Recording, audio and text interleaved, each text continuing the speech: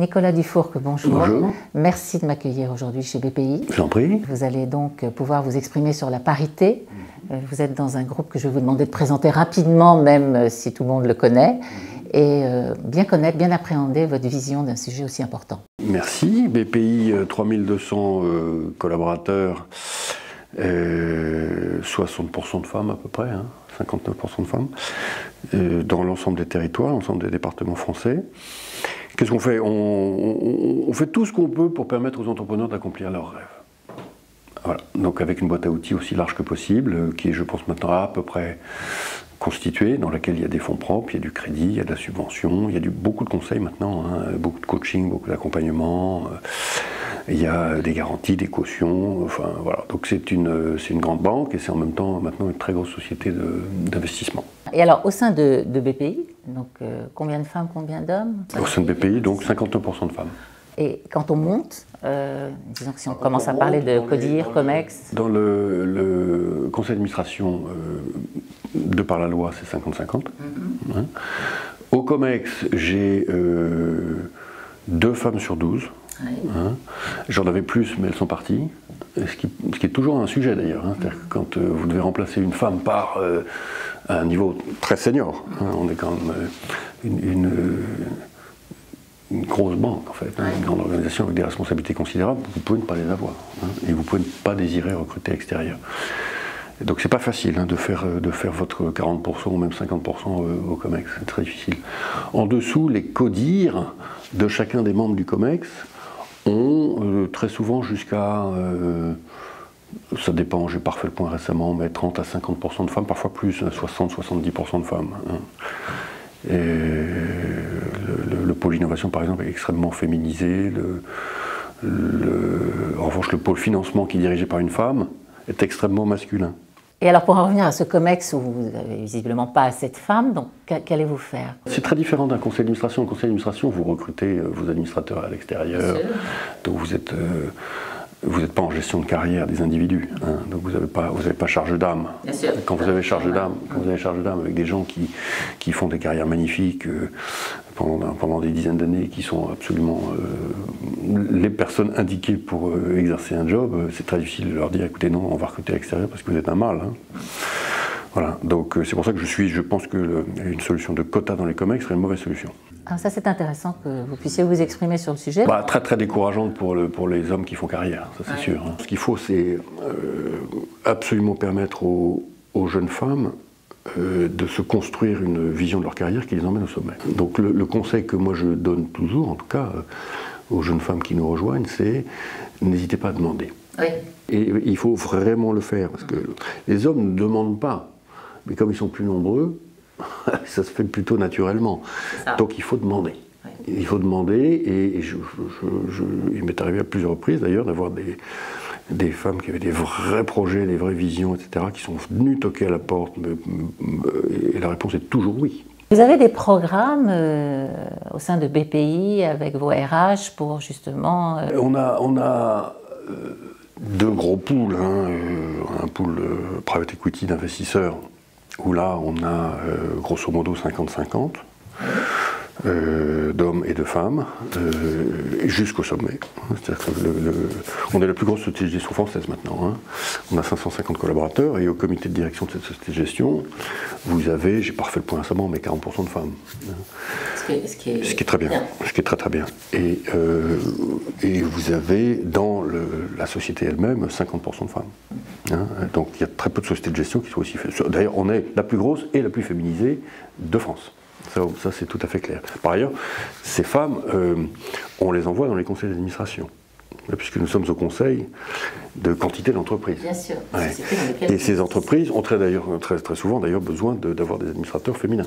Absolument. Donc nous envoyons quantité de nos collaboratrices dans les conseils d'administration, puisque dans les conseils d'administration des participations de BPI France, de plus en plus, nous nommons des collaborateurs, plutôt que des administrateurs indépendants, qui participent à un pool que nous avons également. Mais moi, je considère que pour que la participation soit bien gérée, aussi proche que possible de nos préoccupations, il vaut mieux que ce soit un collaborateur.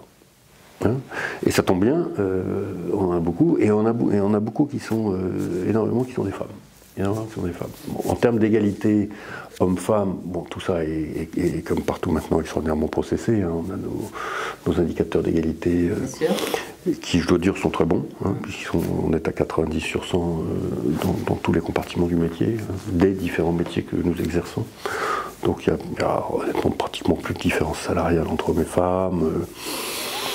Les parcours de carrière maintenant sont totalement homogénéisés. Et alors, vous me disiez donc vous êtes souvent minoritaire dans les participations. Tout le temps, on ne peut pas être majoritaire. Mais en tant que minoritaire, vous avez quand même un pouvoir d'influence, d'encourager les dirigeants à féminiser. Et vous le faites? On le fait, bien sûr, mais on est très vocaux, on est très influents, je pense. Hein. Ouais. On est un peu des activistes. Oh. On est militants. Et puis par ailleurs, on a notre direction des études qui s'appelle BPI France Le Lab, qui publie pas mal d'études sur le sujet. Hein.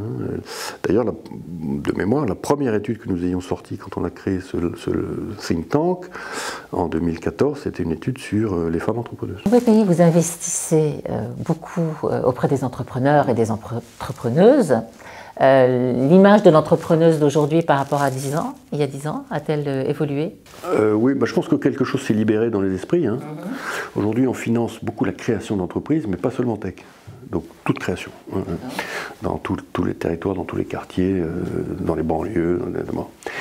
Et ça représente des dizaines de milliers par an hein, de créateurs d'entreprises, et c'est 50-50 hommes-femmes.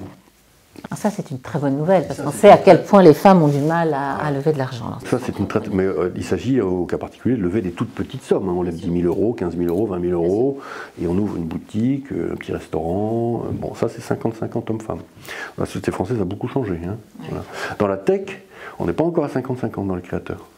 Parce que c'est la tech. Et donc, c'est toujours le même problème des écoles d'ingénieurs qui ne sont pas assez féminisées, et des femmes des écoles d'ingénieurs qui peuvent vouloir faire des carrières qui ne sont pas des carrières tech. Voilà, c'est tout.